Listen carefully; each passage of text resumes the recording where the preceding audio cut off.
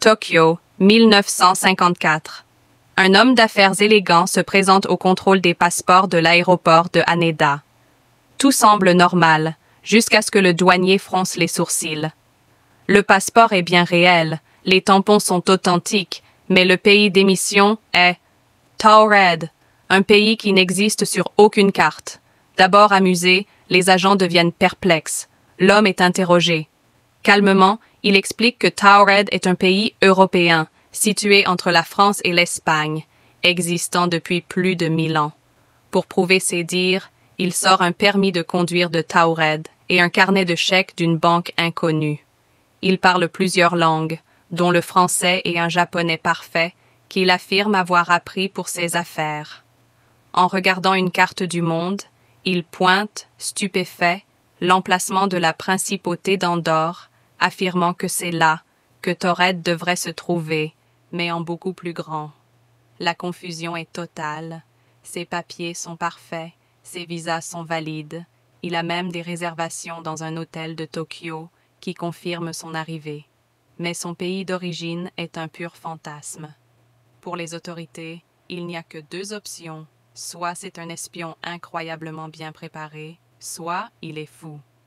Dans le doute, il décide de le placer en isolement pour la nuit, le temps de tirer cette affaire au clair. Il est conduit dans une chambre d'hôtel sous la surveillance de 2 gardes postés devant sa porte. La pièce est au 7e étage, sans balcon. La seule issue est cette porte gardée. Pourtant, le lendemain matin, la chambre est vide. L'homme de Taured a disparu. Aucune trace d'effraction. Les gardes n'ont rien vu, rien entendu. Comme s'il s'était volatilisé. Plus étrange encore, tous ses documents officiels, y compris son passeport et son permis de conduire, qui avaient été consignés au bureau de la sécurité de l'aéroport, ont également disparu. C'est comme si cet homme et son pays mystérieux n'avaient jamais existé. Alors, qui était cet homme? Un voyageur temporel égaré? Un habitant d'une dimension parallèle qui aurait accidentellement franchi une porte entre nos deux mondes? Ou simplement une légende urbaine savamment orchestrée? L'histoire de l'homme de Taured n'a jamais été résolue, et elle continue de nous fasciner, nous rappelant que les frontières de notre réalité sont peut-être bien plus étranges et plus perméables que nous ne l'imaginons. D'autres cas similaires ont été rapportés au fil des ans, comme celui d'une femme apparue à la fin du XIXe siècle en Allemagne, parlant une langue inconnue et affirmant venir d'un pays nommé Sakria.